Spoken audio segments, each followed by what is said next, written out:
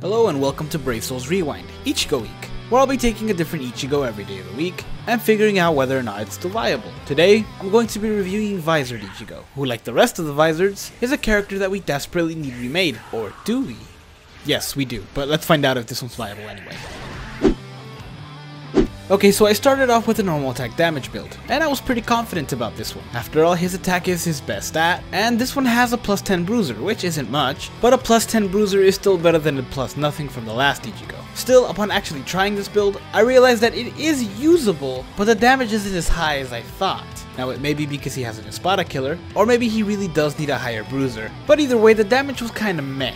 Still, because he has Frenzy, his strong attacks did do some damage, even if his SP was at 0, which did kinda help his case. In the end, I decided this build is viable. However, you should really have his attack as high as you can and maybe do all boosted links. So I'm gonna say yes, but you're gonna have to work for it and I don't recommend it. Bleep bloop!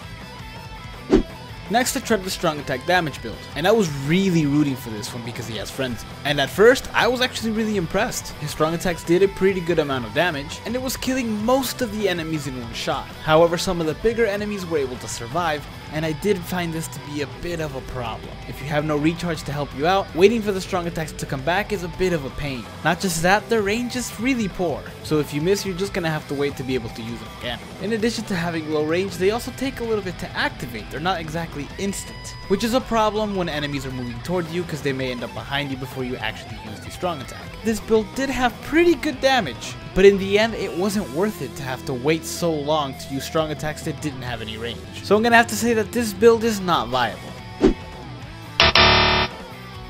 Finally, I tried the strong attack recharge build.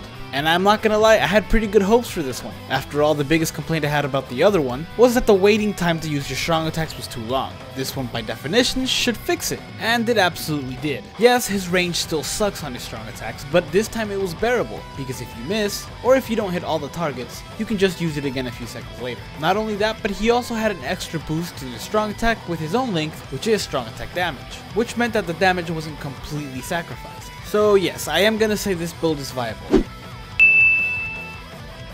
However, I still wouldn't take this character on any inheritance zones or droplet runs. I don't think he'd survive too long. But for the occasional 5-star run or fusion trial, he should be totally fine.